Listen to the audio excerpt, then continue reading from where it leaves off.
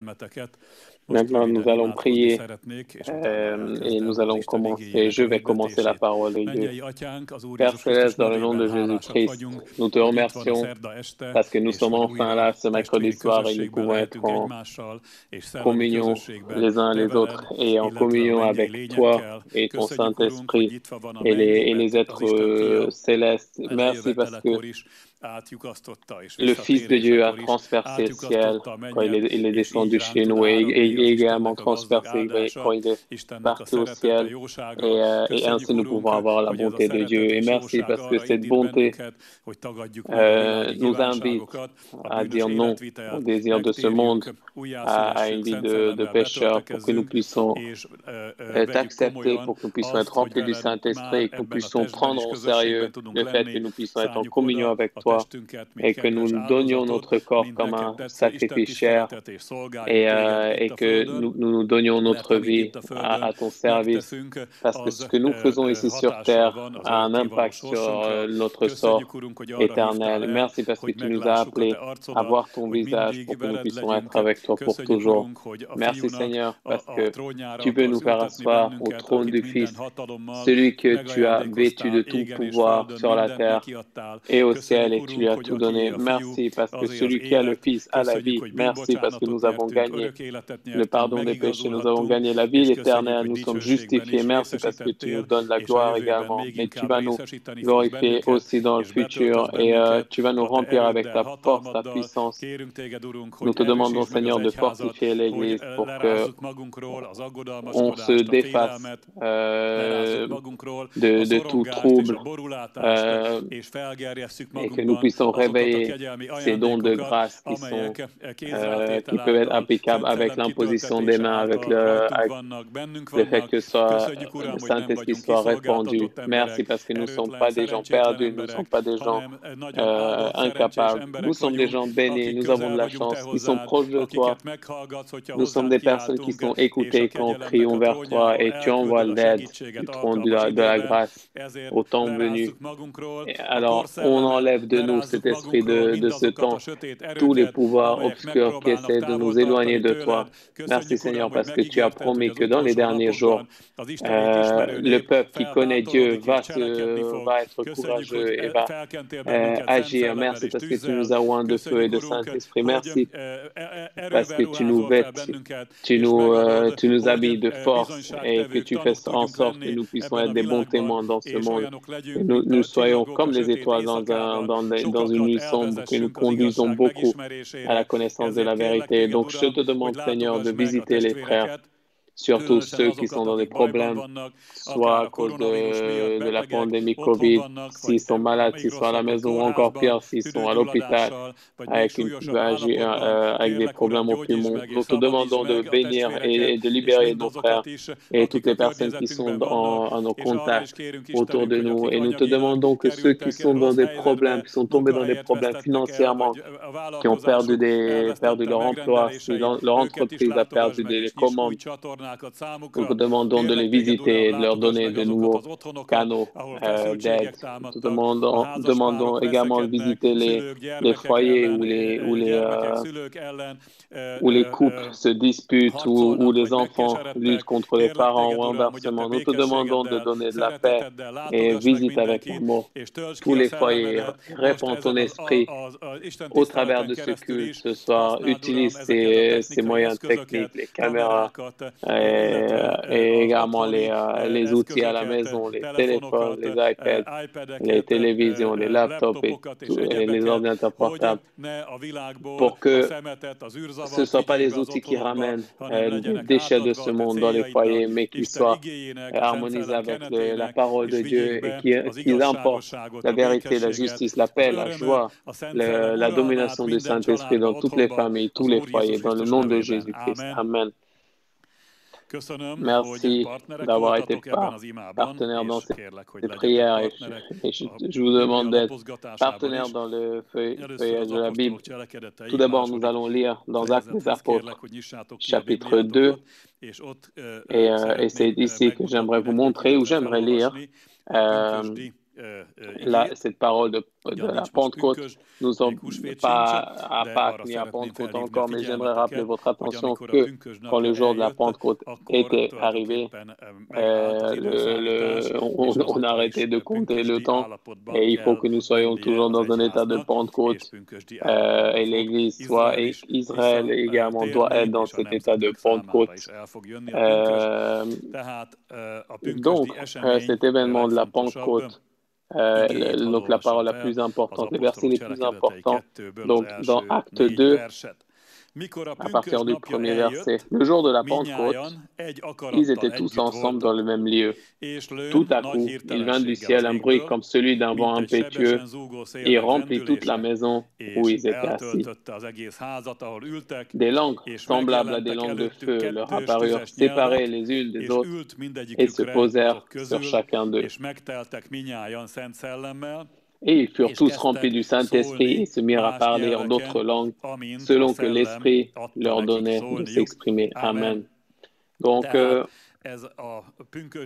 ces événements de la Pentecôte est un résultat de l'accomplissement des prophètes, ce que Ézéchiel, Jérémie ont prédit, prophétisé qu'il va y avoir un changement dans ce temps de salut. Et Jésus même a beaucoup parlé en disant qu'il allait envoyer le Saint-Esprit.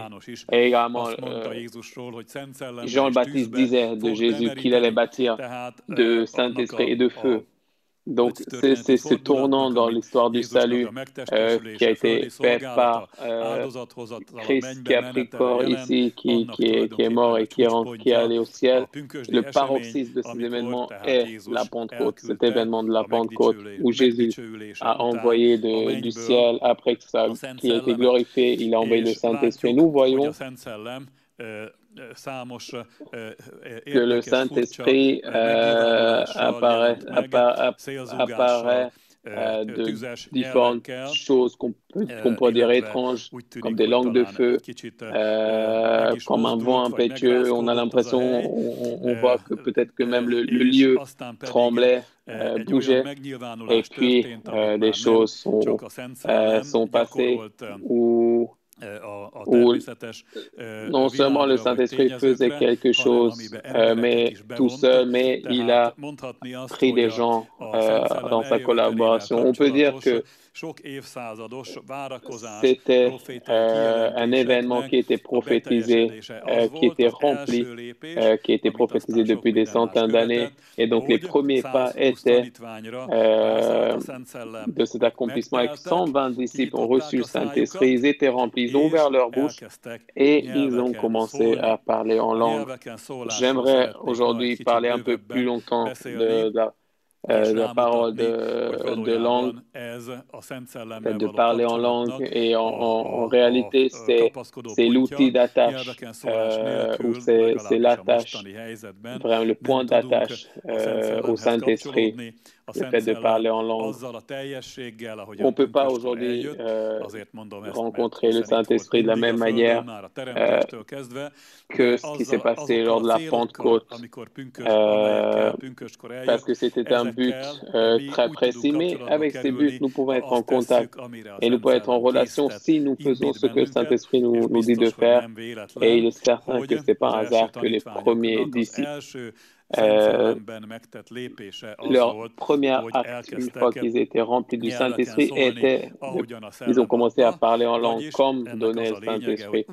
En réalité, l'essence même est qu'ils ont commencé à parler comme le Saint-Esprit dirigeait leurs paroles et pas comme ils avaient l'habitude de faire, de dire ce qu'ils pensaient ou leurs sentiments de vie, ou qu'ils partageaient ce qu'ils ressentaient, ou autre chose, ou d'autres buts. L'homme peut parler dans d'autres buts. Là, je ne parle pas forcément des disciples, mais l'homme peut parfois utiliser sa langue à des mensonges, parfois à des disputes, et d'autres buts, d'autres mauvais buts, même des buts méchants. Soit vers les buts méchants, mais également soit un but tout à fait normal et humain. Mais ici, le Saint-Esprit a commencé à utiliser la langue des disciples, à tourner la langue des disciples ou à apprendre aux disciples quelque chose qui est en adéquation à ce que Jésus disait un verset avant, quand il disait « Vous allez prendre la force une fois que vous allez recevoir le Saint-Esprit et vous serez mes témoins ». Et donc un témoin, c'est certain qu'un témoin doit parler. Parfois, il faut qu'il montre des preuves, mais il est certain qu'il faut qu'il parle ou il faut qu'il réponde à des questions ou présenter certains faits qu'il a vus comme étant témoins oculaires. Donc, Dieu veut nous apprendre à utiliser notre langue selon sa volonté. Donc, concernant la langue, il y a énormément de problèmes. C'est un organe très important de la nature de l'homme, et je ne parle pas seulement de ce muscle qui est dans la bouche, mais en général, je parle de la manière de parler à quelqu'un, cette capacité de parole que nous appelons langue. Et cette langue est un caractéristique de la création où nous avons été créés à l'image et à la ressemblance de Dieu. Donc là, ce genre de paroles, quand par exemple les gens disent que même les animaux parlent, non, ce n'est pas forcément les mêmes genres de paroles. Mais les anges, par exemple, parlent, les hommes parlent aussi, et tout ça, ça existe parce que Dieu nous a créés à sa ressemblance et à l'image. Et la capacité de Dieu de parler est que le Fils est sa parole.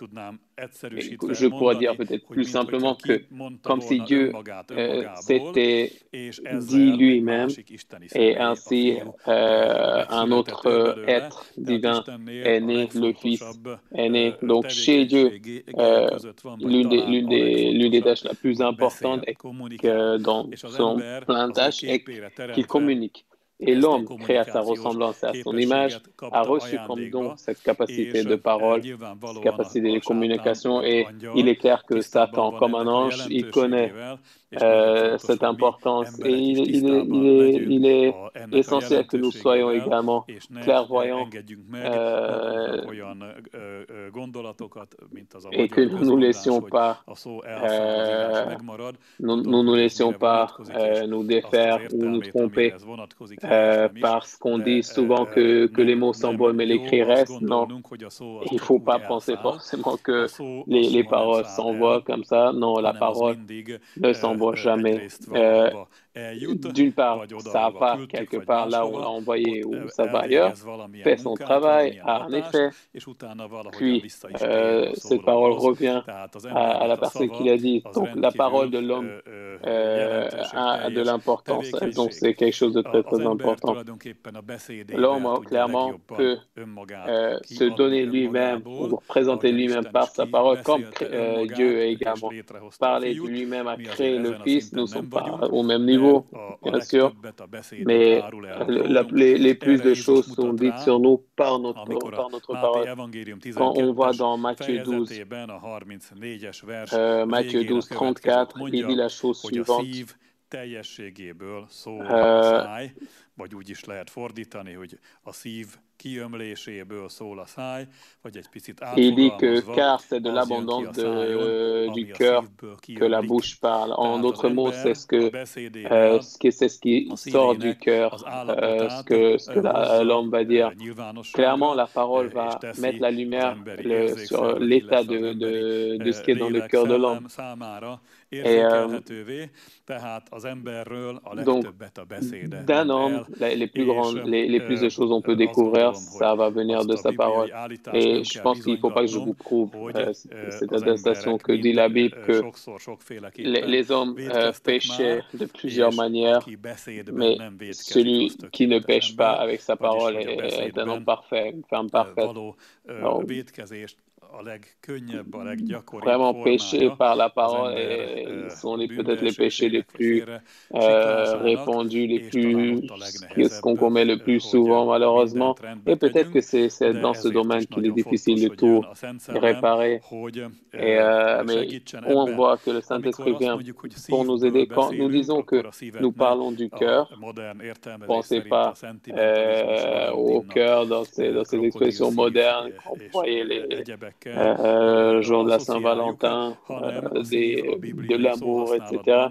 Mais le cœur, selon l'expression de la Bible, est le centre d'un homme, où l'esprit, l'âme et le corps de l'homme s'attachent ou rencontrent. On peut dire qu'il y a trois chemins qui partent de ce cœur spirituel, cœur de l'âme et du corps. Bien sûr, quand l'on parle de son cœur, il ne faut pas qu'on oublie bien évidemment les poumons, les vrais organes aussi charnels, les poumons, la bouche, la gorge. Mais ce sont des acteurs passifs, si on peut les appeler comme ça. Mais il y a deux places dont provient la parole de l'homme, soit de son âme, soit de son esprit, où c'est un mélange, où c'est de l'harmonie des deux. Quand l'homme parle de son âme, il parle de lui-même, il parle de ce qu'il a en lui. Les trois parties de l'âme, l'intellect, les sentiments et la volonté. Donc, soit l'homme exprime sa volonté avec sa parole, soit ses pensées, soit ses sentiments. Et là, on peut dire que cette parole vient de l'âme. C'est une parole de l'âme, par exemple. Mais l'homme peut également parler de l'esprit, parce que Dieu a soufflé un esprit dans l'homme, et cet esprit est une partie de Dieu dans l'homme. Quand l'homme parle d'esprit, il fait parler le Dieu qui est en lui, ou sa voix, et clairement, l'homme a été envoyé originalement pour ça. On peut être sûr, marqué que la Bible décrit très peu, quand il disait que la parole d'Adam était une parole spirituelle. Par exemple, quand il a donné des noms aux animaux, et que les animaux ont ce nom aujourd'hui, quand ils ont écrit, peut-être aujourd'hui ils ont changé de nom, mais avant, quand ils avaient, lors de la création dans le livre de Genèse, ils utilisaient ces noms d'animaux. C'est ce qui montre que Adam n'a pas étudié les animaux dans les universités, dans les lexiques. Il n'avait ni le temps ni la capacité, mais il les a simplement regardés, et avec de l'intuition, ce qui est une caractéristique de l'esprit, à capter l'essence même des animaux, et puis il a dit. Donc dans l'esprit, dans son esprit, une information est apparue, et il a dit ces informations. Donc l'esprit, il y a trois différentes manières. Il y a l'intuition. L'autre est une capacité de créer de la communion, des relations on ressent peut-être on peut dire qu'on ressent le cœur ou l'esprit d'un autre, donc dans les relations. Et le troisième domaine est la conscience, ou la capacité de juger. Donc dans ces fonctions de l'esprit qui apparaît,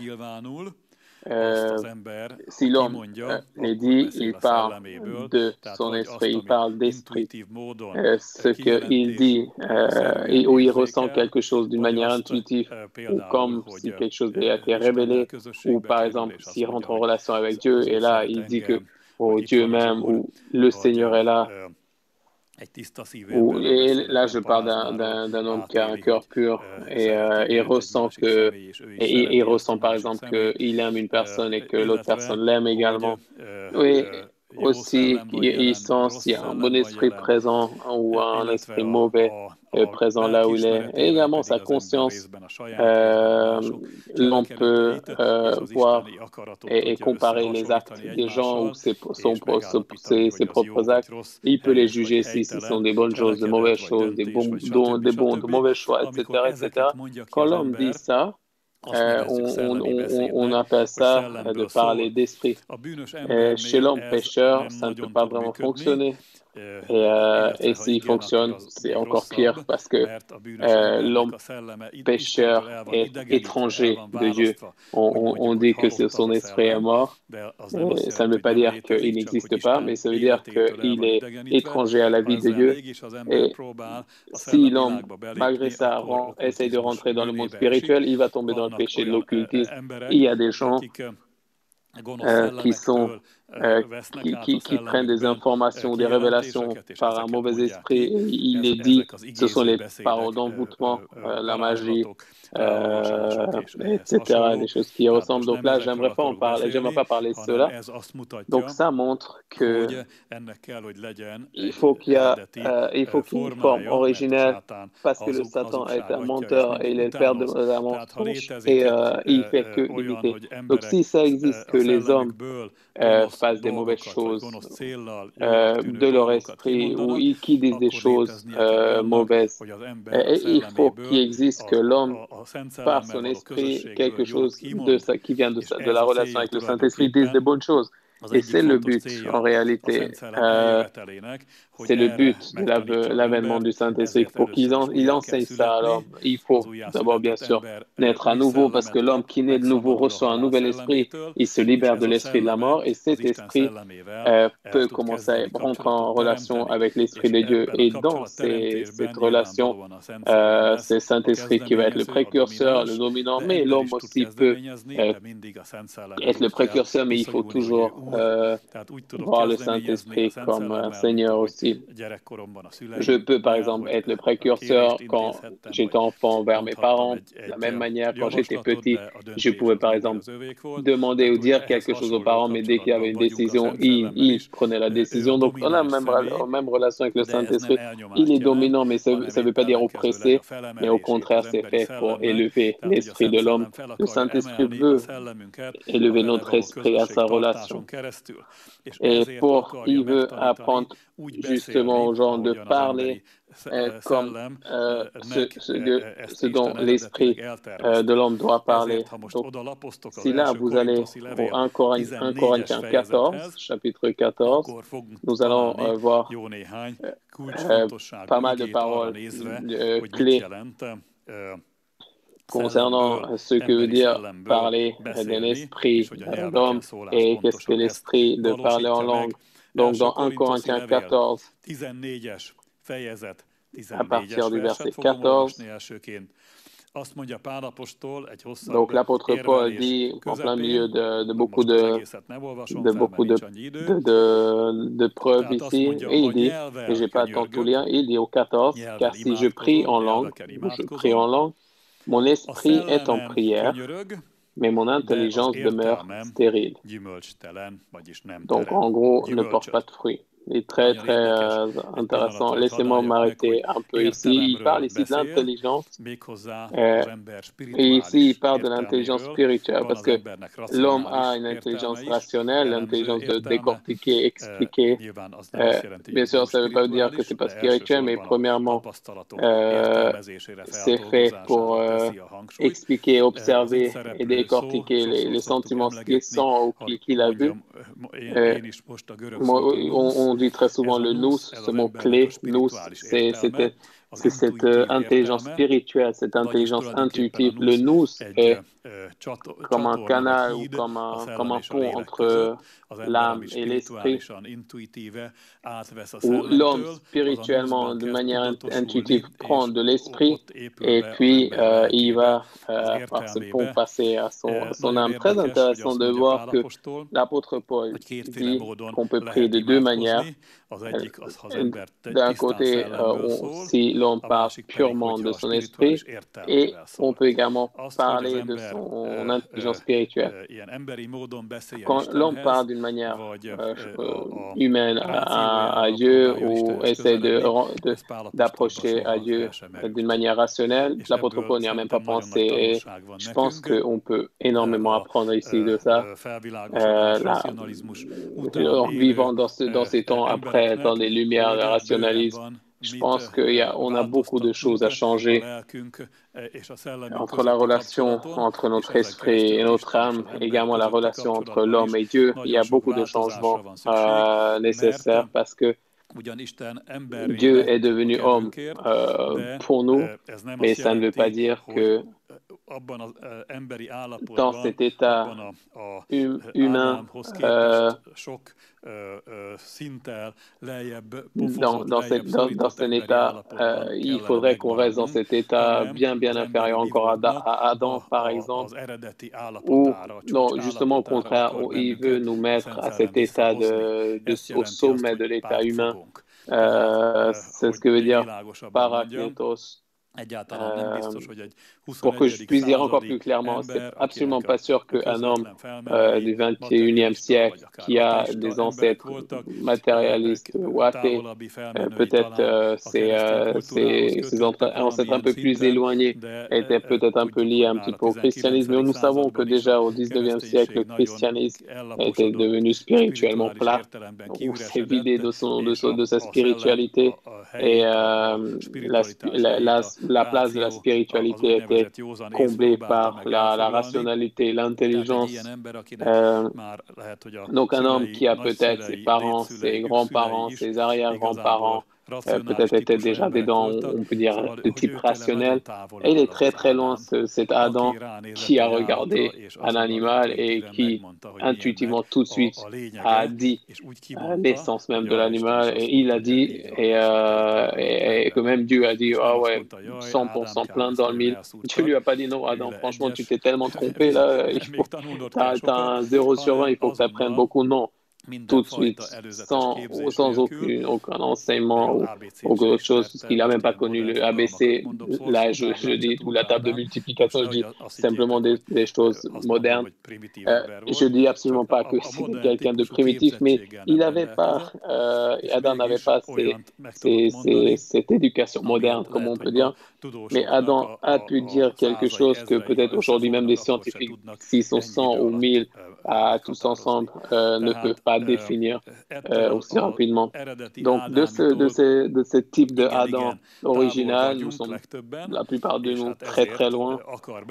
Et justement, Dieu veut nous enseigner pour que nous apprenions de nouveau parler en esprit, pour que l'esprit de l'homme ne soit pas englouti, ne soit pas sous l'âme et sous le corps, mais que l'esprit puisse être une partie dominante de la personnalité de l'homme et que nous puissions être capables de parler de notre esprit. Donc on peut parler de notre âme, mais devant Dieu, on ne doit pas répandre notre âme, mais parce que Dieu est esprit, il voudrait que nous puissions également apprendre à communiquer en esprit.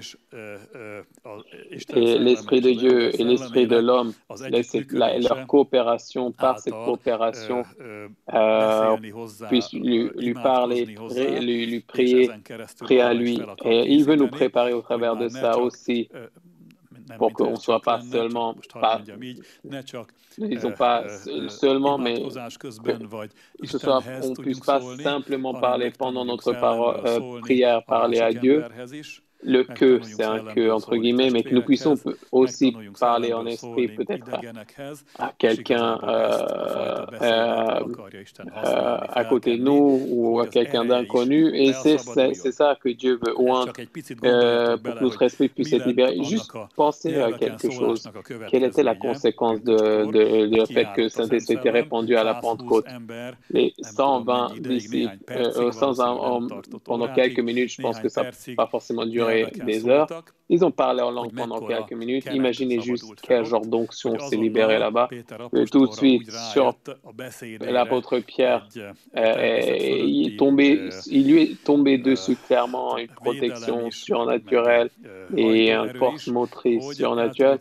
Il a commencé à prêcher devant une foule. Justement, pensez un petit peu que quelques semaines auparavant, quand ils avaient arrêté Jésus, il y a un ou deux personnes qui étaient un peu menaçantes à Pierre, et Pierre a tellement eu peur. Ok, il n'y avait pas seulement les hommes, mais il y avait des esprits mauvais dans cette atmosphère.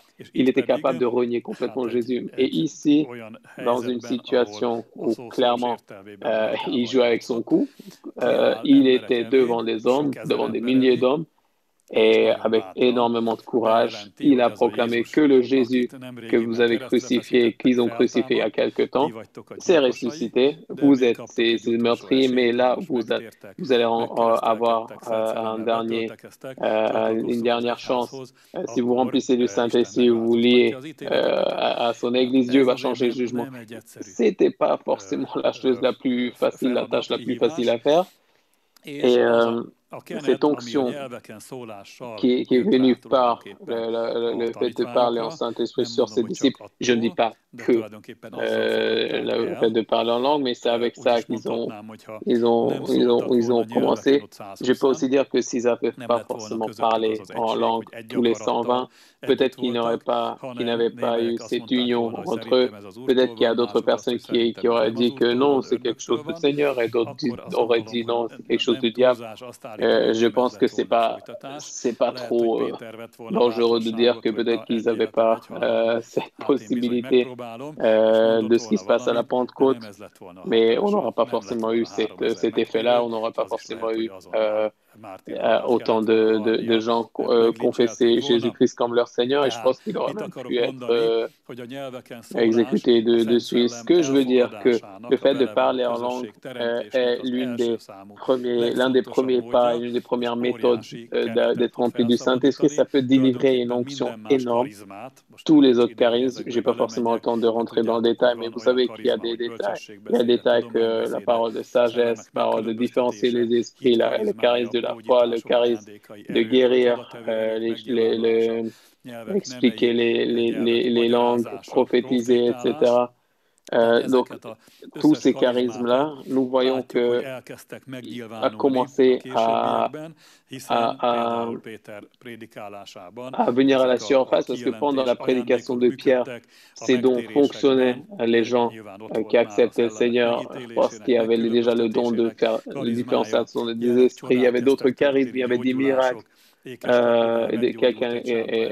Beaucoup de gens sont guéris à ce niveau-là, et énormément d'autres événements énormément miraculeux. Déjà de l'ombre de Pierre, les gens ont été guéris, et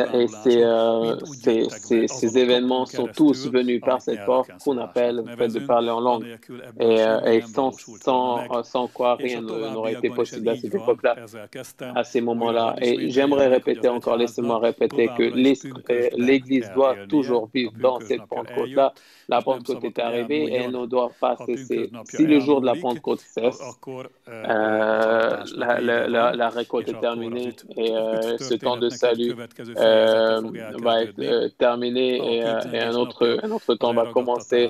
Ce temps de Yom Kippur, ce temps d'enlèvement de l'Église, et quand le Messie va revenir de nouveau. Donc, le jour de la Pentecôte, d'une manière plus large,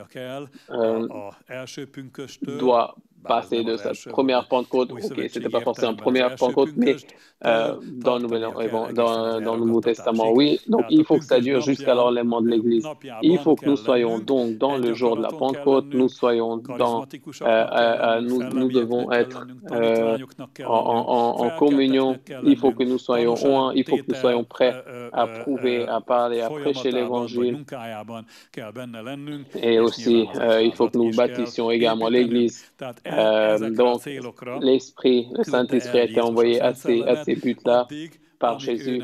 Tant que lui, il doit être éloigné, mais quand il va revenir, le Saint-Esprit aura toujours une tâche importante. Mais cette tâche de Paraklétos va se terminer, et Jésus-Christ, le premier Paraklétos, va prendre en main les événements. Donc, le fait de parler en langue, il faut qu'on se renouvelle de parler en langue. Ne sois pas étonné que très souvent vient en toi une sensation de que tu n'as pas envie, ou tu deviens étranger à ça. Non, ça ne veut pas forcément dire que tu as un problème, mais ça veut dire que le Satan est également présent sur terre, et il aimerait que l'Église n'utilise pas sa force contre lui, mais que l'Église soit sans force, l'Église soit psychique, l'Église sentimental ou trop intellectuel, il bouge dans des domaines où le Satan a plus de capacité que lui et puis il peut la vaincre. Mais si l'Église est spirituelle et les moyens sont infinis parce que Dieu ne donne pas avec mesure, Dieu donne sans mesure l'esprit. Si nous sommes en esprit, le Satan, peu importe qu'il soit un être spirituel, il va pas nous vaincre, nous allons vaincre et les portes de l'enfer ne pourront jamais être glorieuses sur nous. Gloire à Dieu. Donc, chers frères, il faut qu'on se renouvelle, qu'on se renouvelle et qu'on se renouvelle dans l'esprit. Il faut qu'on le pratique tous ensemble. Et dans la vie chrétienne, ça donne l'essence même de la vie chrétienne, comme on met de l'essence dans un moteur. Dans 1 Corinthiens 14, on trouve les clés suivantes importantes. De voir les différentes formes de parler en langue. Il y a 3 formes légitimes, si on peut dire. Le premier est ce dont on a déjà dit, que prier en langue est un moyen très important de la relation entre l'homme et Dieu. Il y a aussi que l'homme prie en langue en communion, c'est légitime si c'est fait soit dans une famille ou dans un groupe de prière plus grand où il y a plus de gens présents. On peut dire qu'un homme prie en intelligence et au fait des confessions. Mais là, vous savez que là, je parle du moyen de ce sort quand quelqu'un prie normalement et que les autres prient en langue en même temps. Et troisième est que le fait de parler en langue n'est pas une prière, mais c'est plutôt un service de donner un message à un homme ou à la communauté. Je vais aussi dire quelques paroles. Donc, prier en langue dans 1 Corinthiens 14, regardons à partir du verset 2. Il dit en effet, celui qui parle en langue ne parle pas aux hommes, mais à Dieu, car personne ne le comprend.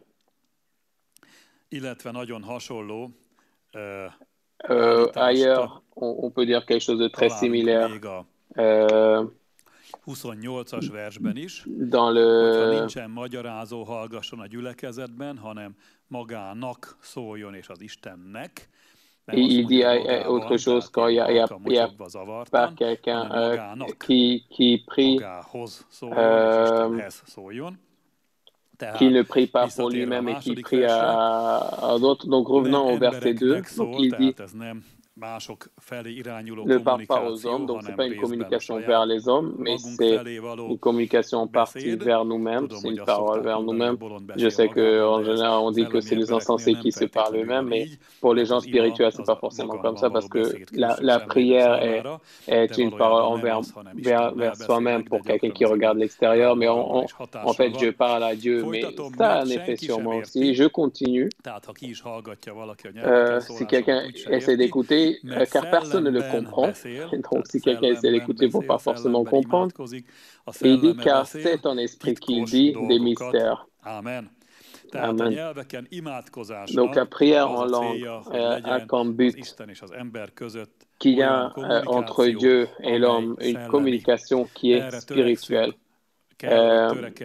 Il faut qu'on soit, qu'on essaye d'arriver à ce niveau-là quand nous prions en intelligence, mais nous sommes clairvoyants que nous sommes dans un état d'apprentissage, nous sommes des disciples et les prières avec l'intelligence très souvent n'est pas à 100%. Parfois, quelque chose qui rentre dedans, qui fait pas partie de notre spiritualité, soit ça vient de manière rationnelle, ou soit qu'on ait juste un peu mélangé, ça vient il y a beaucoup de gens qui pensent que plus ils répondent son âme d'une manière sincère, la prière va être de bonne qualité, c'est pas forcément comme ça. Le Seigneur, Dieu est le Seigneur, il nous aime, mais il ne faut pas qu'on mécomprenne. Comme dans un état normal, une relation normale, un homme et une femme n'est pas forcément, il dit pas s'il y a quelque chose qui passe par son esprit, il le dit tout de suite à l'homme qui parle, il discute avec l'autre, mais ils essayent de faire en sorte pour que ces paroles définissent les relations dans lesquelles ils sont. Chez Dieu, nous sommes dans une relation. C'est notre Dieu, nous sommes les serviteurs. C'est le Père, nous sommes les fils. Donc, il faut que la parole exprime cette sensation. Je ne dis pas toujours qu'il faut parler d'une manière très concrète, avec une rhétorique parfaite, mais c'est bien si l'homme est quand même, il garde son sang-froid et que n'est pas hystérique dans ses prières. Donc, le fait de parler avec Dieu d'une manière humaine est quelque chose de très compliqué. Nous n'avons pas le temps de rentrer dans le détail, mais si on regarde dans l'Apocalypse, livre de l'Apocalypse, les prières, quand les prières des gens vont au ciel, les anges ajoutent de l'encens dans ces prières-là, parce que s'il y a des odeurs peut-être qui sont un peu dérangeantes dans ces prières, il faut que l'encens prenne la force, prenne le dessus, et que Dieu va pas forcément décortiquer ce que nous avons dit, mais si la prière vient d'un cœur pur, ça va être une bonne odeur, et s'il y a l'impureté, l'encens va purifier ce que rajoutent les anges, et ça devient acceptable devant Dieu. Mais j'en suis persuadé que tu as déjà ressenti que lors des prières, parfois l'homme sent que la discussion commence à prendre fin et à être fatigant. Quand quelqu'un, ça fait longtemps qu'ils se sont vus la dernière fois, ils parlent et d'un coup, ils ne disent plus rien. Et parfois, ça ne dérange pas tout le monde, mais après, les gens commencent à se sentir mal parce qu'ils veulent parler, mais la discussion devient un peu bizarre. Donc, cette communication avec Dieu a des barrières du côté humain. Mais ça n'existe pas dans les paroles de la langue, les prières de la langue. Ça, c'est une prière qui est sans barrière, où l'esprit de l'homme et l'esprit de Dieu peuvent s'attacher, peuvent s'embrasser, et l'homme peut être dans une communication parfaite avec Dieu. Donc, si tu veux être vraiment proche de Dieu, tu fais bien de prier en langue. En réalité, pendant la prière en langue, l'homme va être dans cet état idéal dont Jésus a parlé avant.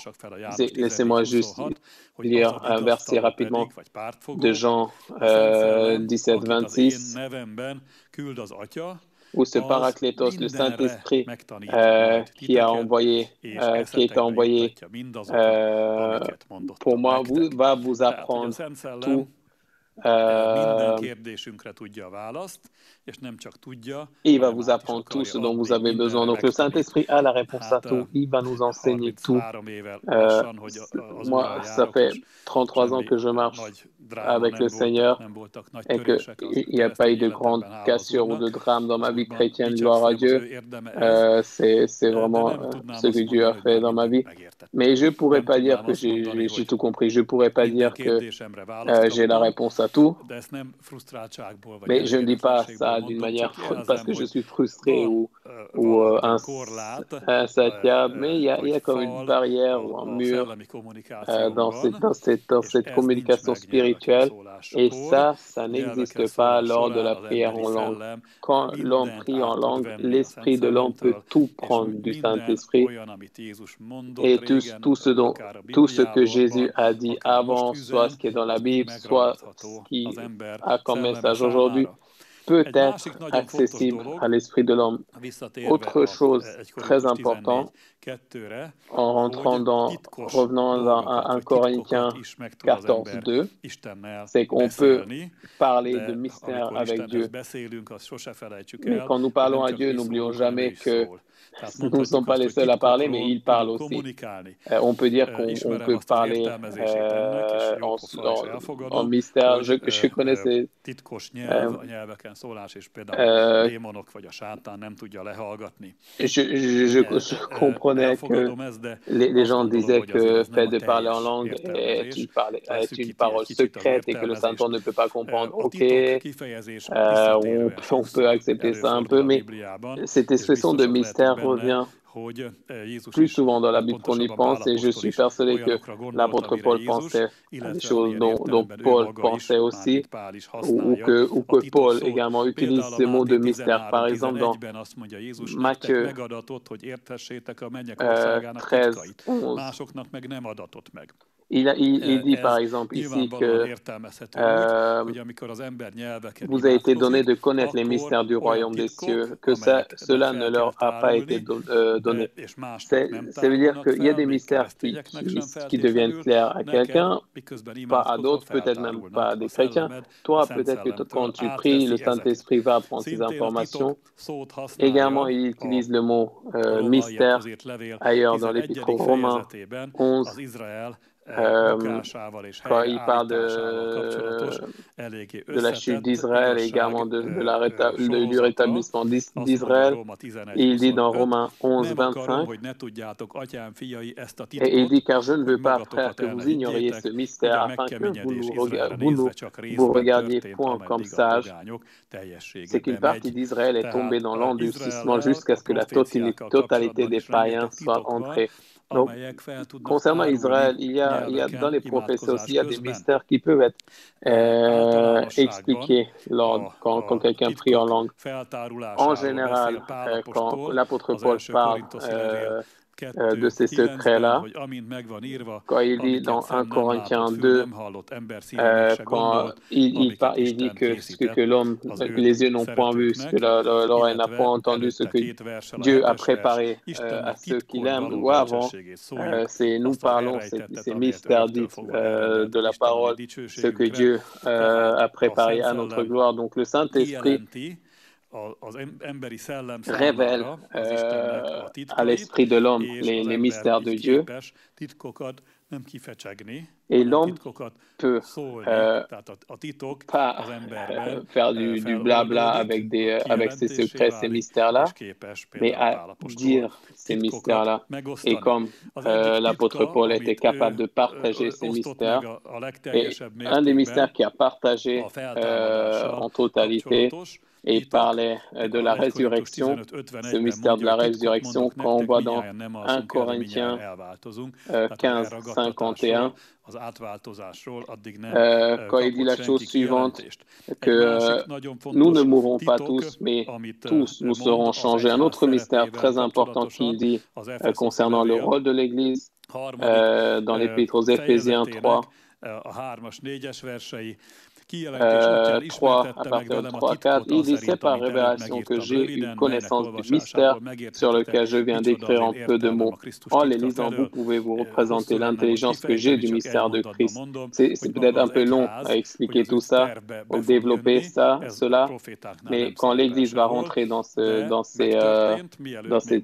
histoire du salut, ne se présente pas chez les prophètes, mais c'est arrivé avant que quelqu'un ait cette révélation, et le Saint-Esprit expliquait à l'apôtre Paul après que cela a déjà arrivé. Dans 1 Corinthiens 14, Paul dit, entre parenthèses, je dis que Paul disait qu'il parlait énormément en langue. Donc la plupart de ces révélations l'a reçu quand il priait en langue. Ou de la famille, l'importance du mariage, c'est un autre mystère quand il dit dans Ephésiens 5, 32. Il disait que ce mystère est grand. Je dis cela par rapport à Christ et à l'Église. Donc, ce genre de mystère peut être vu, compris quand l'homme ne comprend pas sa femme, pourquoi sa femme est comme ça, ou la femme ne comprend pas pourquoi l'homme est ainsi. Parfois, dans cette jungle de comportement, nous ne pouvons pas forcément nous expliquer clairement. Mais quand l'une des parties prie beaucoup en esprit et qu'il écoute le Saint-Esprit, il peut lui être révélé de comment il doit se comporter, par exemple, à sa femme. Dans 2 Thessaloniciens Il dit également,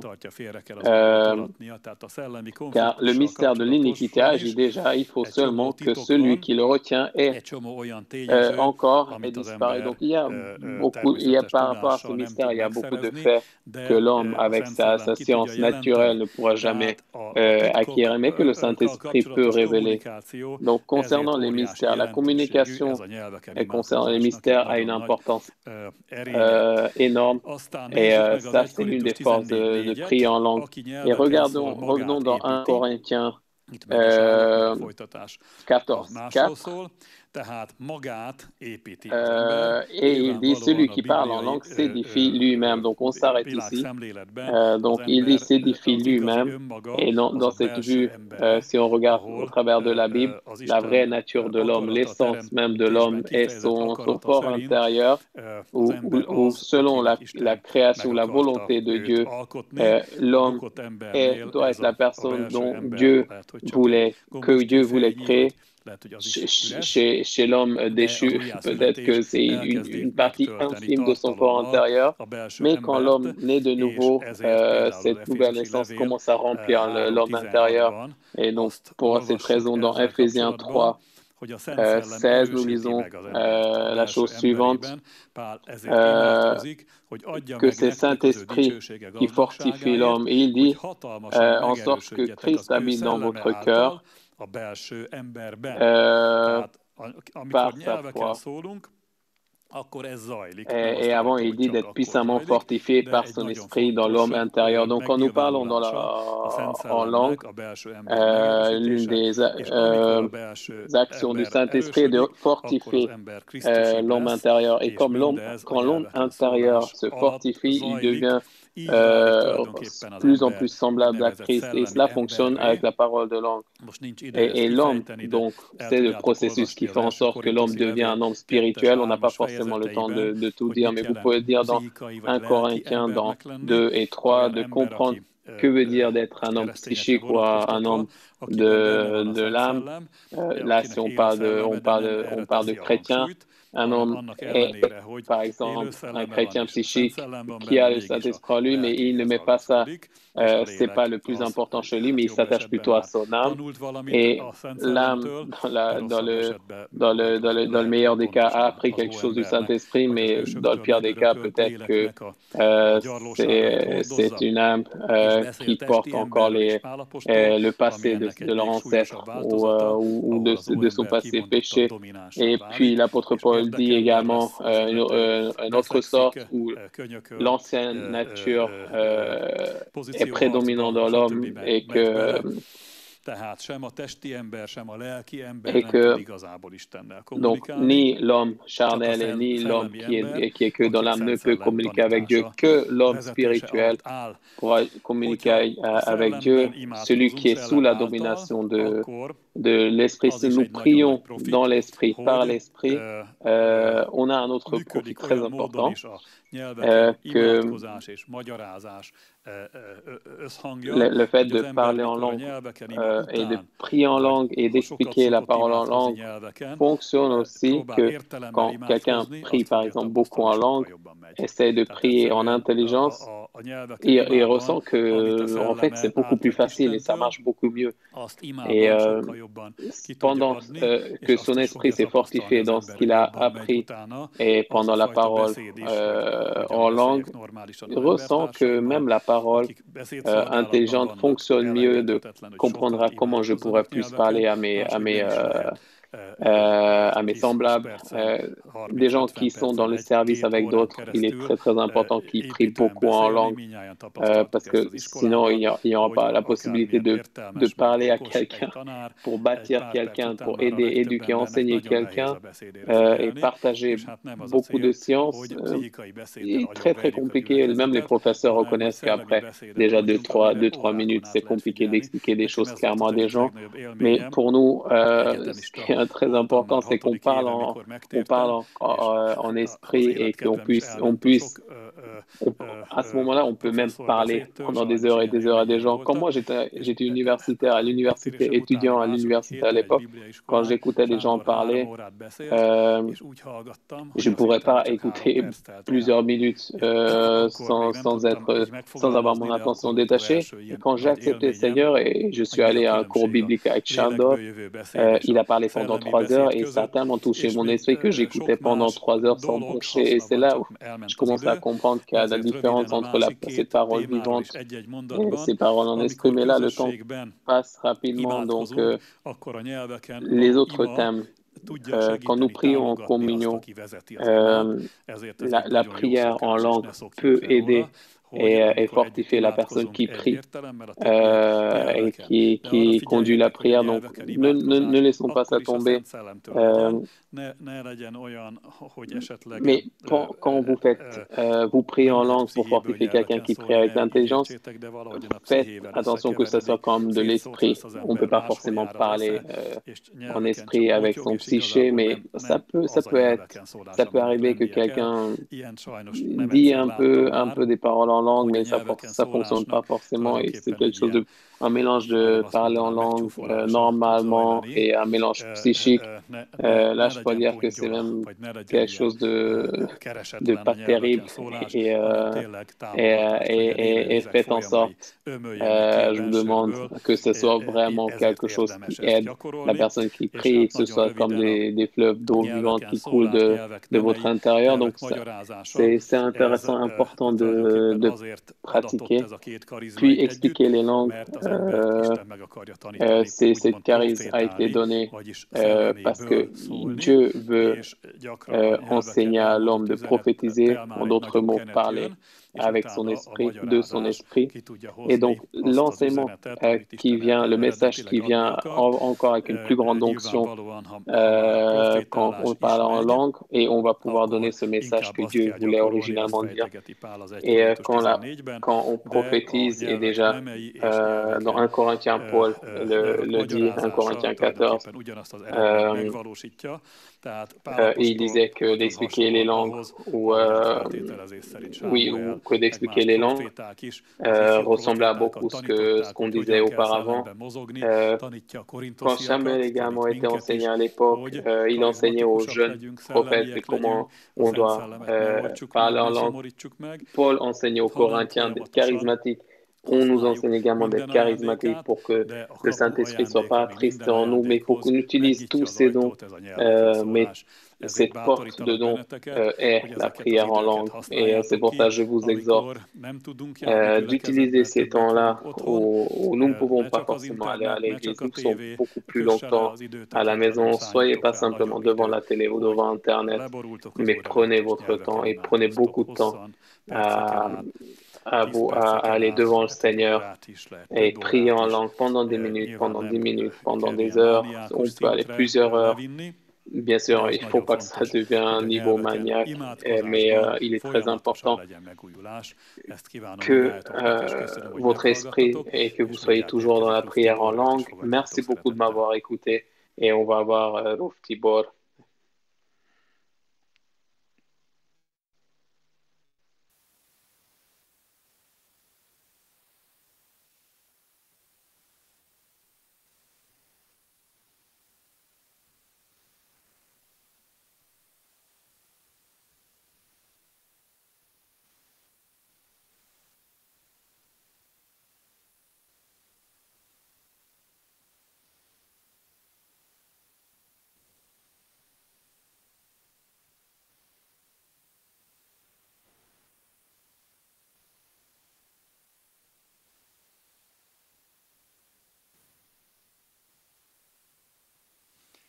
Je suis très heureux de pouvoir vous saluer.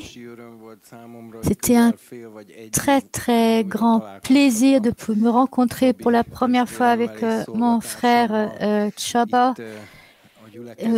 Dans l'église, ça fait 1 an que nous ne nous sommes pas rencontrés, même si nous sommes tous les deux un peu seuls. Et puis les personnes qui nous aident. Donc là, ça me manque beaucoup qu'on reprenne la vie, le culte ensemble. Donc, je voudrais démarrer avec notre parole. Hébreux 10, 24, 25. És ügyeljünk egymásra, a szeretetre és jó cselekedetre való felbuzdulás véget, el nem hagyván a magunk gyülekezetét. Veillons les uns sur les autres pour nous inciter à l'amour et aux œuvres bonnes. N'abandonnons pas notre assemblée comme c'est la coutume de quelques-uns, mais exhortons-nous mutuellement, cela d'autant plus que vous voyez le jour s'approcher. Donc là, j'aurai une approche différente de ce verset. Mais là, c'est un verset adressé à l'Église. Et je voudrais parler ici des autres types de communautés, pas juste de l'Église en soi. J'ai beaucoup réfléchi ces derniers jours à savoir à quelle communauté est-ce que j'appartiens. Et est-ce que, en général, donc la première communauté où on est né et on a démarré dans la vie, c'est la famille. Et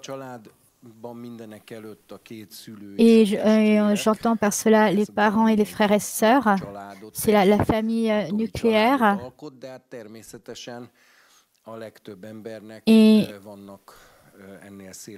Et bien sûr, la plupart des personnes ont plus de parents. Il y a des cousins, des oncles, des tantes, des grands-parents. Donc, une plus grande communauté depuis qu'on est né. Ensuite, là, je parle toujours des relations de sang. Si on voit que la structure des nations, les nations sont en fait basées sur des familles, sont une famille qui devient une famille encore plus grande. Et on voit qu'ils étaient au courant absolument des relations familiales jusqu'aux cousins au second, troisième degré. Et le clan était un ensemble de familles. Et si on continue, donc après le clan, il y a la tribu. Après la tribu, il y a la nation. Et ces nations ont été éparpillées suite à la tour de Babel. Et on a du mal à le comprendre, ce que ça veut dire en Europe centrale, car il y a des mélanges de tribus à l'origine dans l'Europe, mais il y a beaucoup d'autres parties du globe où il y a vraiment encore des tribus, les gens vivent vraiment en tribus. Et on pourrait dire que l'humanité est le degré supérieur. Et n'oublions pas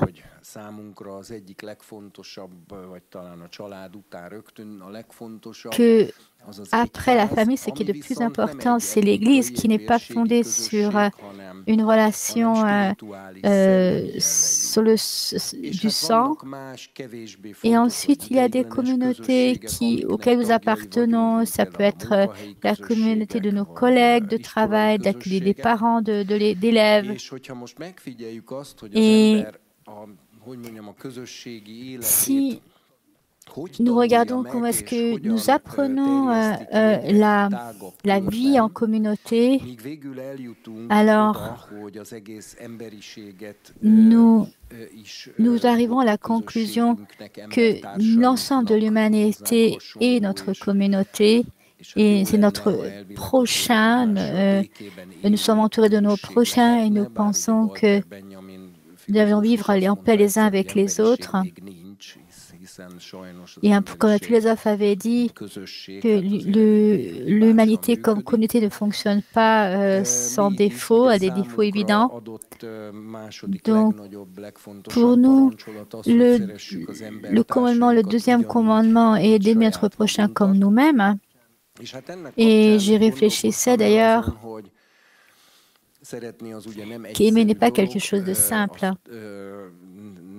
C'est difficile de bien aimer, on a besoin de sagesse. Et si on apprend mal certaines choses, comme par exemple si on vient d'une famille qui est dysfonctionnelle et on a mal appris à aimer, par exemple parce que l'atmosphère de la famille était trop sévère, alors on apprenait mal l'amour, mais si l'atmosphère était trop libérale, trop laxiste, on a aussi on retiendra l'amour avec beaucoup de défauts. Donc, ce n'est pas simple du tout de savoir aimer. Donc, toute notre vie sur cette terre, nous sommes dans une série d'épreuves pour apprendre, dans une formation pour apprendre à aimer. Donc, là, on commence à apprendre à aimer, c'est dans notre famille où nous sommes nés. Et les psychologues peuvent confirmer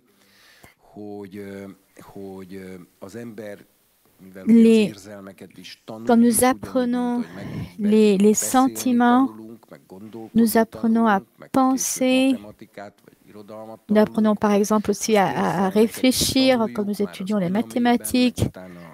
Et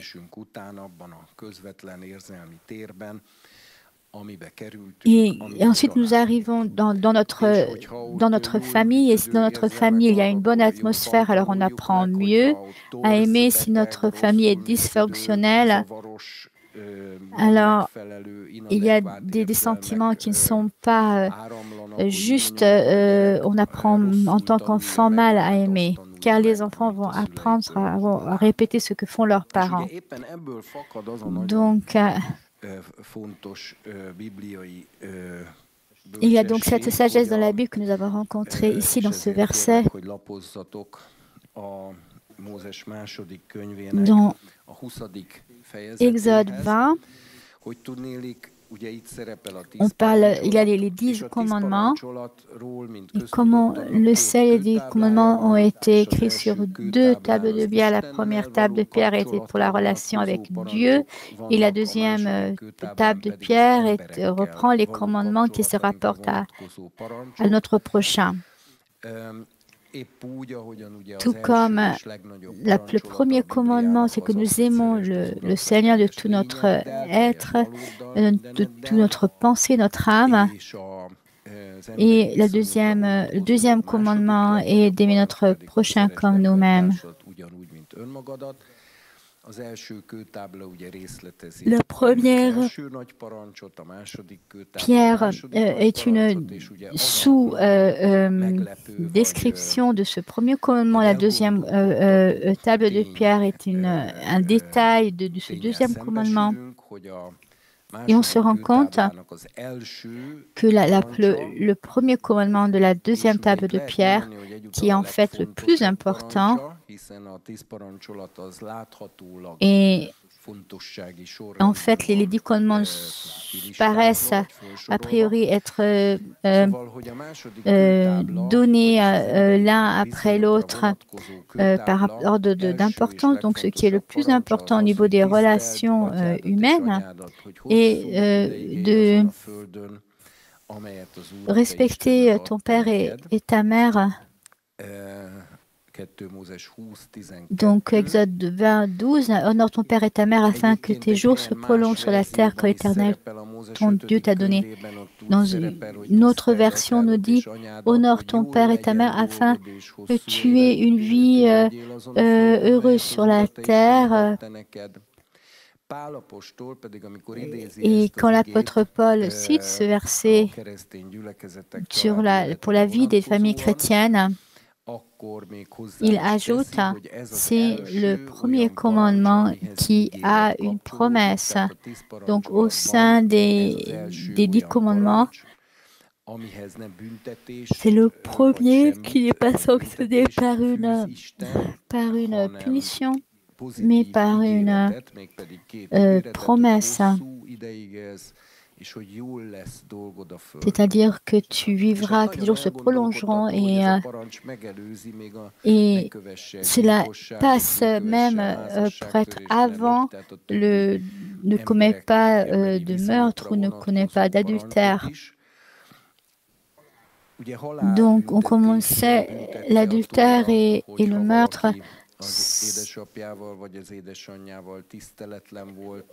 Pardon. Si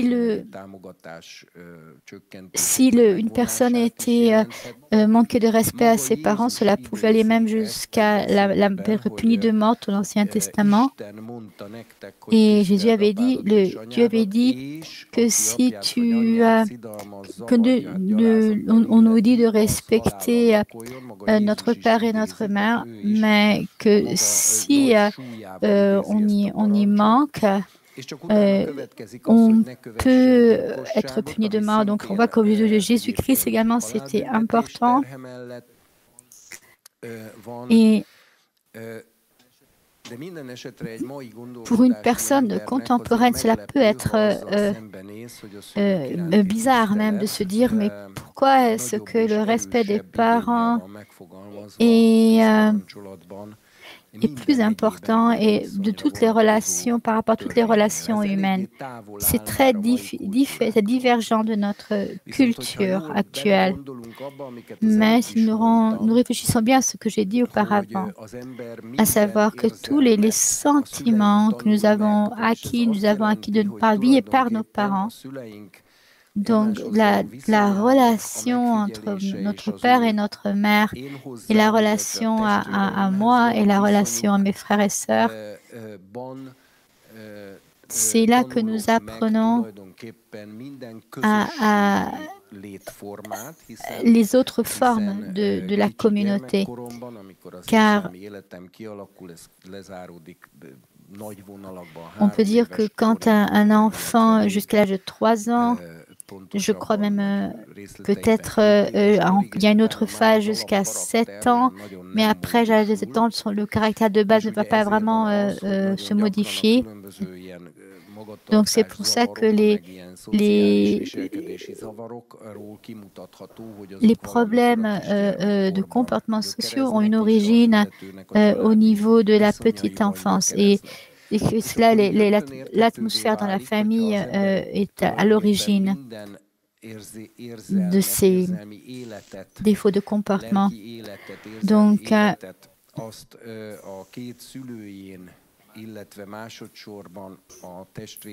en fait, si nous apprenons toute la base de notre vie sociale dans nos relations avec nos parents et nos frères et sœurs, c'est là que nous apprenons à aimer, on pourrait dire, et que ce sont des bases, ce sont des modèles. Et en fait, c'est de là que nous apprenons aussi la relation au Père, qui est Dieu. Dieu est Père. Nous apprenons aussi la relation aux frères et sœurs, car les chrétiens sont des frères et sœurs. Donc, tout ce que nous avons appris vient de nos relations avec notre famille. Et en fait, si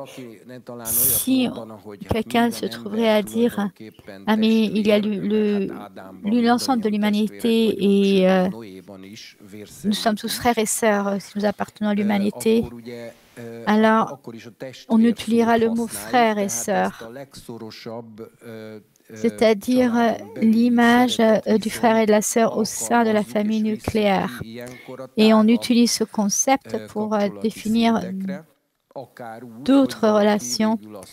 Et même si quelqu'un dit, j'essaie de considérer chaque personne comme un frère et sœur, car nous venons tous de Noé et d'Adam, et de façon abstracte,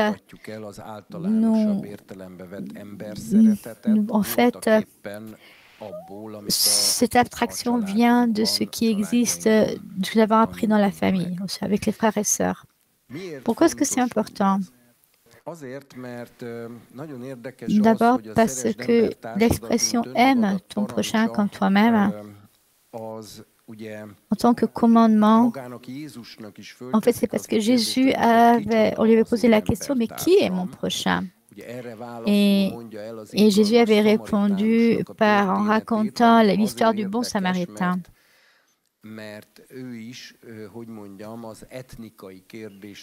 Car Jésus aussi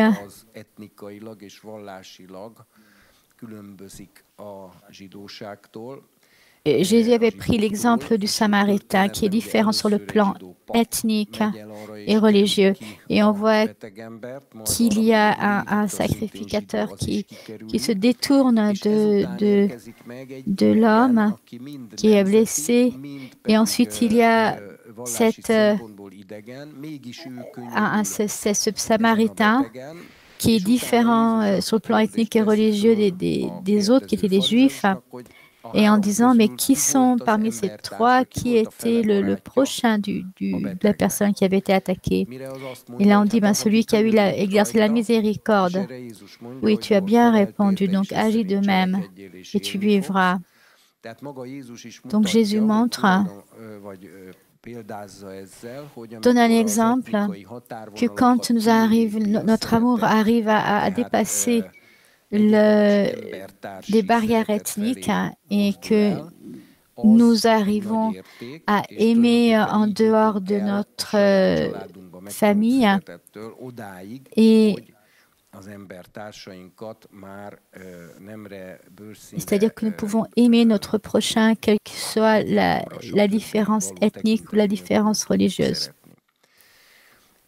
Et ce qui est très important, c'est le mot prochain qui vient du mot réa, qui veut, on peut dire aussi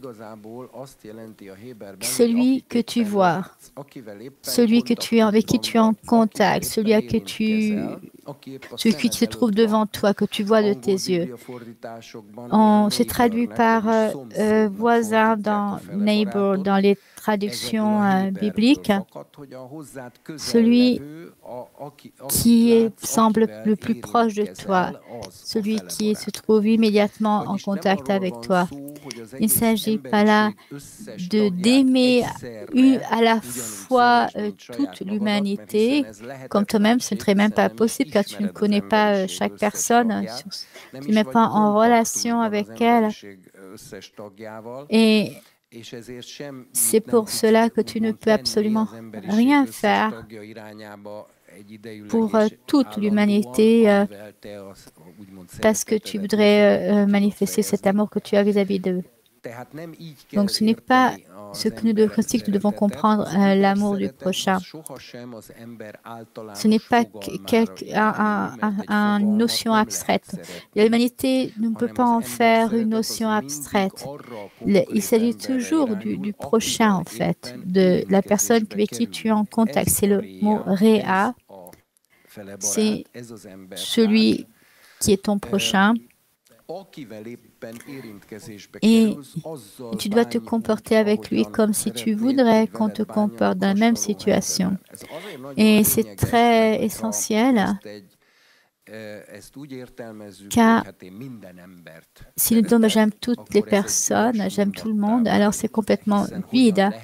Comment est-ce que l'on pourrait aimer chaque personne alors qu'on ne les voit pas? Je n'ai jamais entendu parler de ces personnes, je ne connais même pas leur nom.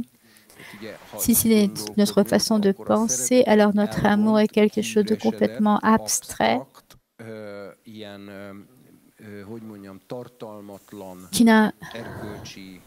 qui devient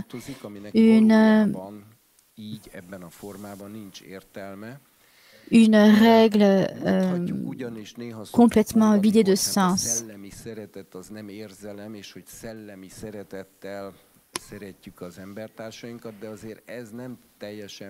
Et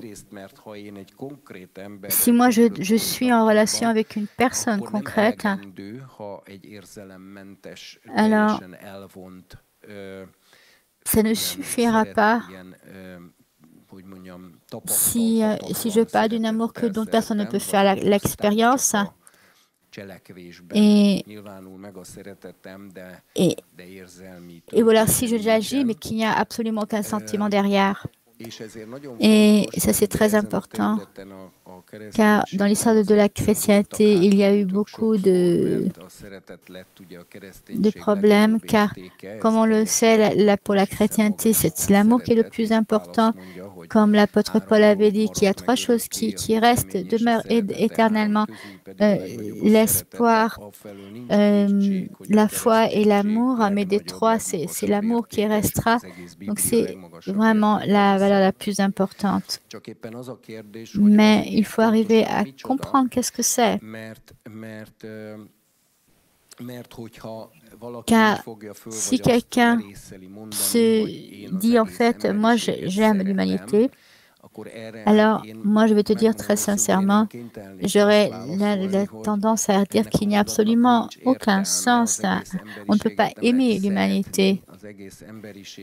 Comment dire, on peut avoir des sentiments positifs vis-à-vis de l'humanité, mais ce n'est pas de l'amour. Et l'amour, c'est quand on est au niveau des personnes avec qui tu es en contact. Et on peut très bien voir dans l'histoire de la chrétienté également que quand les gens parlent de l'amour en termes abstraits en disant que nous aimons l'humanité, et c'est toujours été souligné au cours de l'histoire chrétienne, et dans l'histoire on voit que les chrétiens n'ont pas aimé ceux qui étaient en relation avec eux.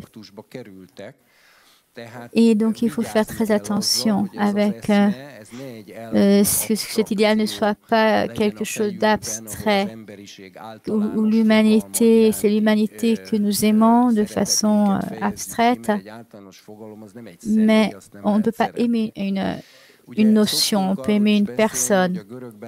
Il y a 5 mots pour parler de l'amour dans le grec. On en parle en général de 3, mais il y en a 5 en fait. Et il y a plusieurs niveaux de l'amour sur le plan spirituel, psychologique, sentimental, sexuel, et plusieurs types d'amour au pluriel. Donc, ils sont bien distingués, identifiés dans la langue grecque. Et on parle de agapé pour parler d'un amour au niveau spirituel. Il n'y a pas les sentiments qui sont à la base, mais c'est l'action, c'est-à-dire que je fasse à l'autre ce que je voudrais qu'il me fasse, qu'est-ce que soit ce que je ressente. Et ensuite, il y a le mot philia pour parler de l'affection entre les différentes personnes. Mais ce qui est très intéressant, c'est que dans tous les types d'amour, il y a ahava en hébreu. Quand il dit aime l'Éternel ton Dieu, il dit c'est ahava. Quand il dit que c'est aime ton prochain, il dit ahava. Et je voudrais lire aussi un verset.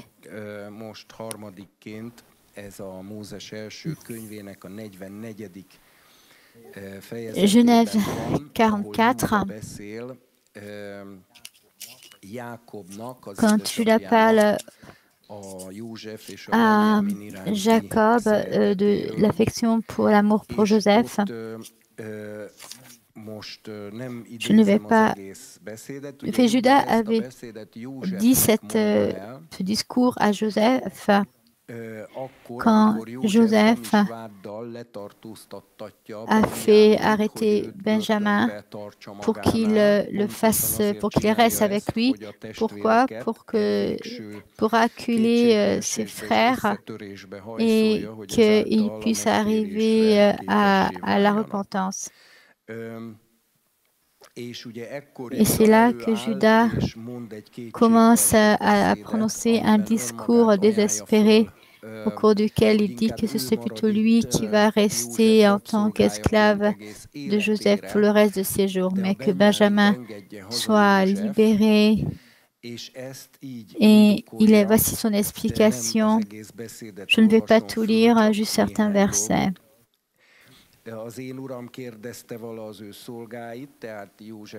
Donc, Joseph,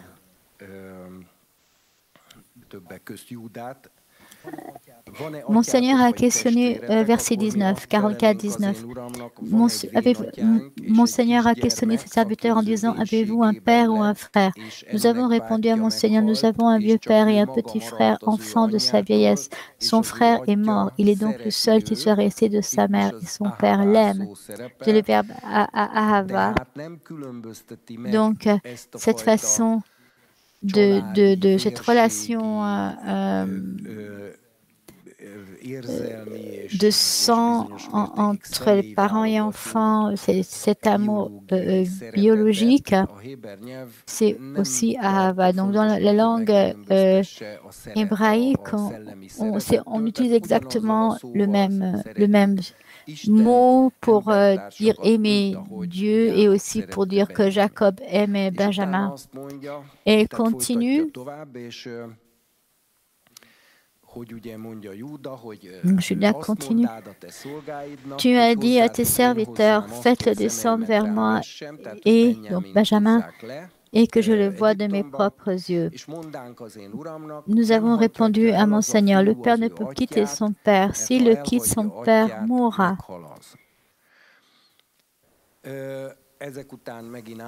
Ensuite, un peu plus loin,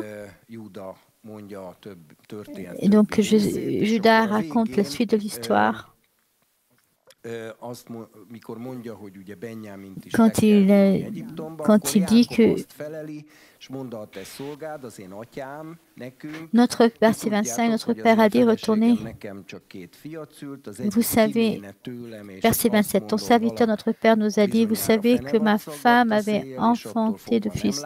L'un est parti de chez moi, je pense qu'il a sans doute été mis en pièces, car je ne l'ai revu jusqu'à présent. Si vous me privez encore de celui-ci et qu'il lui arrive un accident, c'est dans le malheur que vous ferez descendre mes cheveux blancs au séjour des morts.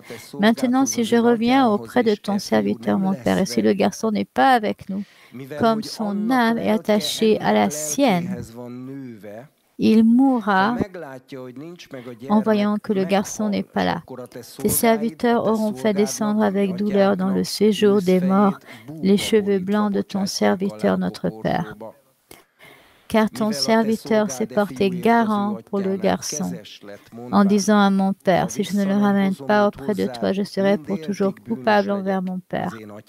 Maintenant, je t'en prie que ton serviteur reste à la place du garçon comme esclave de mon Seigneur, et que le garçon remonte avec ses frères. Comment pourrais-je remonter auprès de mon Père si le garçon n'est point avec moi?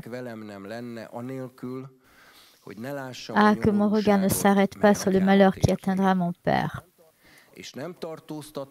Joseph ne pouvait plus se contenir devant tous ceux qui se tenaient auprès de lui. Il s'écria.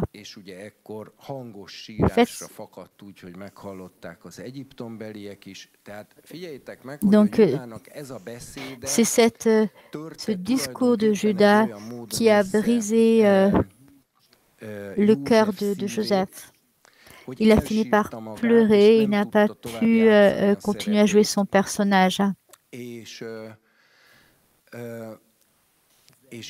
ainsi, Judas a pu gagner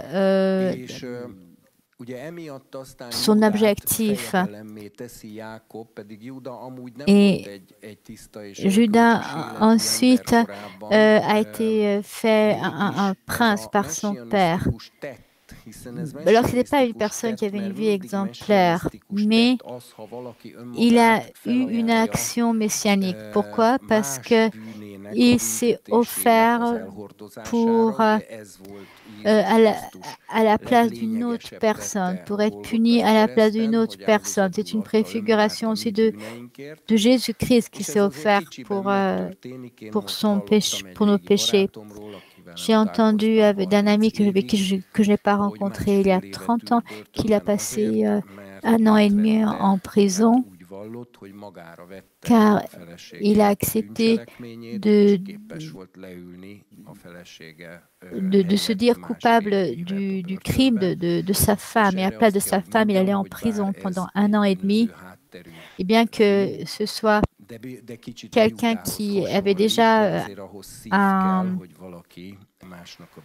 arrière-plan criminel, mais quand même, il faut beaucoup de courage et de cœur pour accepter d'aller à la prison à la place d'une autre personne.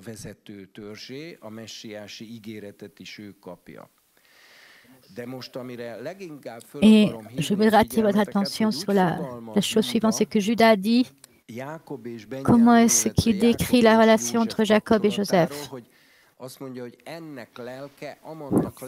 Que leur âme s'attache l'une à l'autre. C'est une très bonne expression pour parler de la relation entre frères et sœurs, entre parents et enfants, au sein de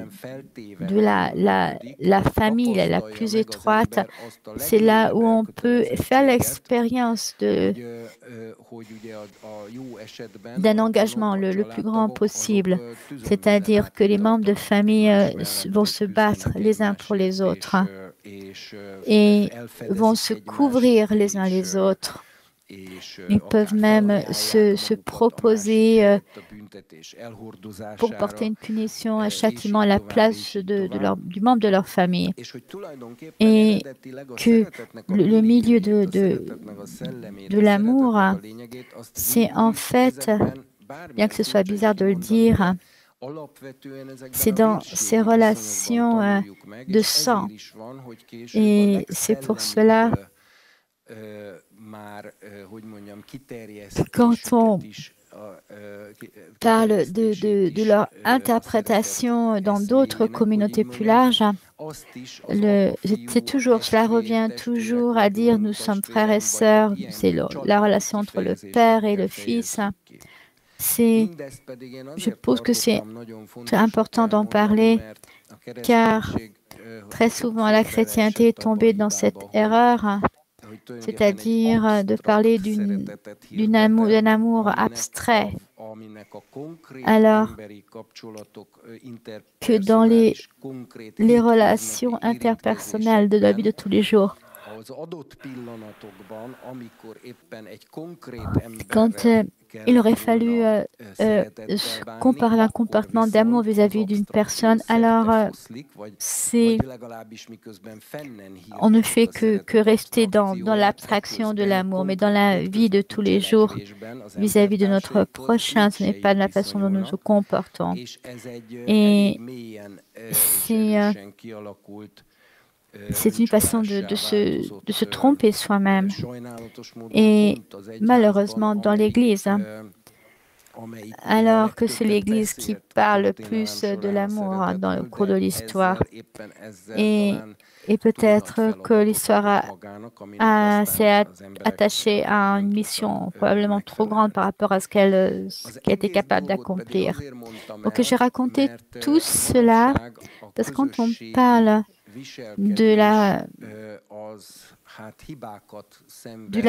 du comportement en communauté, il y a des défauts, des erreurs. Car, je donne un exemple, quand on parle d'être contre les vaccins, beaucoup de personnes se disent, je pense peut-être même trop, qu'ils n'ont absolument aucune confiance dans l'État. Et notamment au niveau global, que tous nous sommes le fruit d'un complot et certains voient l'antéchrist derrière et le contrôle totalitaire et les microchips et et sans se rendre compte que quand ils sont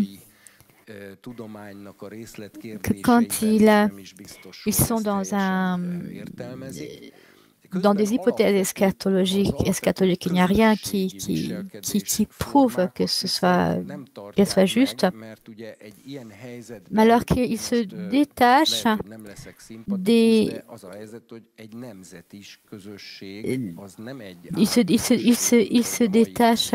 de leur communauté, dans le sens où la nation est une communauté et la nation n'est pas une communauté subalterne, malgré tout ce qu'on veut nous faire croire. Par exemple, le Balaton ne va jamais représenter quelque chose, la même chose pour en tant qu'étranger que pour un Hongrois. Ou Matra, ce sera toujours une autre signification pour moi, ou pour un étranger, comme dit le poète, que le paysage n'est pas pour moi une carte. Moi, je pourrais dire aussi que j'ai fait toutes les gares du Balaton quand j'étais jeune et je connais aussi pratiquement tous les pavés à Budapest et je suis liée à ces pavés et nous parlons dans notre langue hongroise et notre langue a un impact sur notre façon de penser, de concevoir le monde. Et même si nous avons un arrière-plan mélangé sur le plan ethnique, mais nous avons quand même cette communauté hongroise. Et l'État est l'expression de l'organisation de cette nation. Et une nation qui est une grande famille. Et cette famille s'organise. Et donc, il y a des différentes missions. Comme il y a à la maison la femme qui fait, par exemple, la cuisine, l'homme qui fait le jardinage, le garçon qui sort la poubelle. Donc, au niveau de l'État, pour organiser une nation, donc il y a des personnes qui étudient pour devenir des docteurs en sciences médicales, et certains seront donc juristes. Et là maintenant, on pourrait dire que dans ces différentes missions, on a besoin car qu'est-ce que je peux avoir comme opinion pour dire que je remette en cause l'opinion de la chambre de l'ordre des médecins, par exemple. L'ordre des médecins dit qu'il faut se faire vacciner. Donc, derrière ces paroles, il ne s'agit pas juste d'avoir un soupçon contre l'État en disant que soit tous les médecins sont trompés, ils se trompent, et c'est le début de la base de tous les complots, qu'on est trompé ou qu'on se trompe, mais qu'il y a aussi la fin de l'appartenance à une communauté. Donc, si quelqu'un ne pense pas comme communauté sa propre famille de quelques personnes, mais qu'il est engagé dans une communauté au niveau de son église, de sa village, de sa ville, de sa nation et de l'humanité. Alors, dans une situation de crise, se comporter au sein de sa communauté veut dire que l'on doit être conscient de notre responsabilité. On en a besoin pour gérer la crise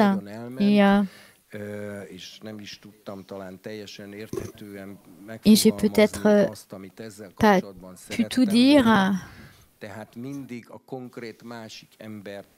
Nous aimons bien sûr que des gens de façon, il ne faut pas l'aimer de façon abstraite, mais de façon concrète. Et je vous conseille d'être d'agir de façon responsable. J'ai un de mes amis, un très bon ami, qui a été diagnostiqué de pneumonie du Covid et une autre personne que je connais. Donc, nous ne jouons pas avec la vie des autres. Et je vous demande que même si vous n'avez très peu de confiance, et moi aussi, je veux dire que j'ai peu de confiance dans les logiques d'empire. Moi aussi, je comprends. Mais nous sommes aussi membres d'une communauté. Nous ne sommes pas juste que les membres de l'Église. Ce serait un comportement sectaire. Je suis membre de Budapest, je suis membre de la Nation hongroise, je suis membre de l'Humanité. Et je suis engagée en tant que membre. Et donc, je vous demande à vous aussi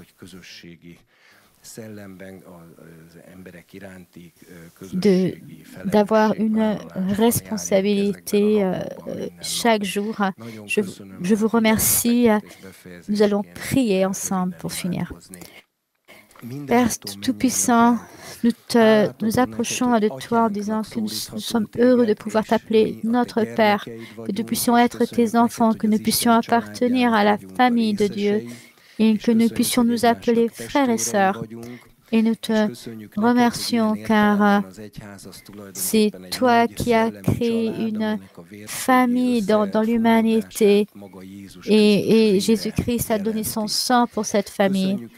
Et nous te remercions car nous sommes aussi les membres d'autres communautés et notre prochain aussi, pas juste dans l'Église mais en dehors de l'Église et nous devons les aimer. Ce n'est pas une notion abstraite, mais c'est quelque chose de tout à fait concret. Nous avons des obligations, nous avons une responsabilité pour préserver leur vie. Et nous te remercions ces choses. Et je ne veux pas que ton peuple souffre pendant ces situations de crise et que nos prochains souffrent. Et ainsi, nous te demandons que tu renforces dans chacun de mes frères et sœurs ce sentiment de responsabilité, pas juste les uns vis-à-vis des autres au sein de l'Église, mais aussi en dehors de l'Église, dans toutes nos actions quotidiennes. Et te demande que ces différents théories de complot ne puissent pas nous empêcher d'aimer notre prochain. Nous te remercions, Seigneur, pour le don de parler en langue. Nous en avons énormément besoin dans la période que nous traversons.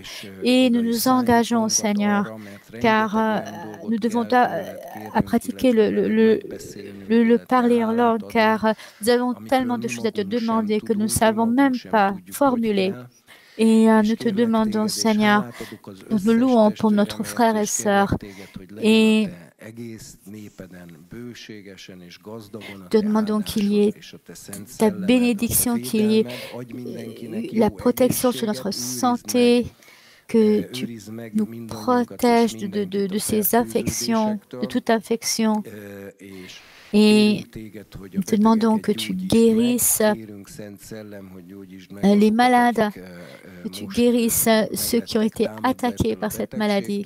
Et nous te demandons, Seigneur, que tu mettes fin à cette époque d'infection. Et nous te prions pour ceux qui sont dans une situation difficile. Et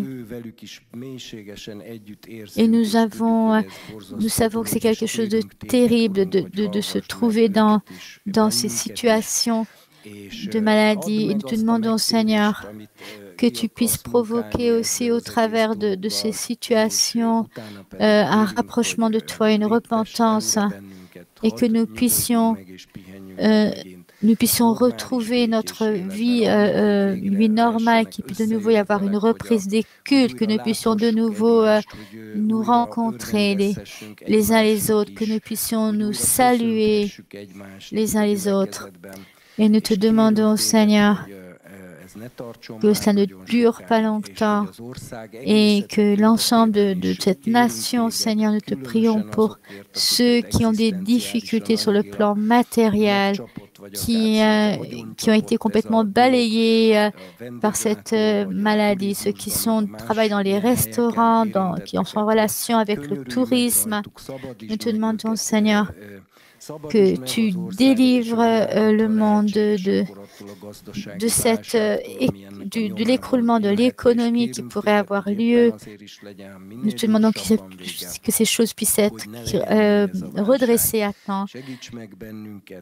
Et nous te demandons, Seigneur, que tu puisses nous joindre, Seigneur, que nous puissions parler en langue et de louons, nous t'adorons, du Seigneur Jésus-Christ. Amen. Je vous remercie de m'avoir écouté, que le Seigneur vous bénisse.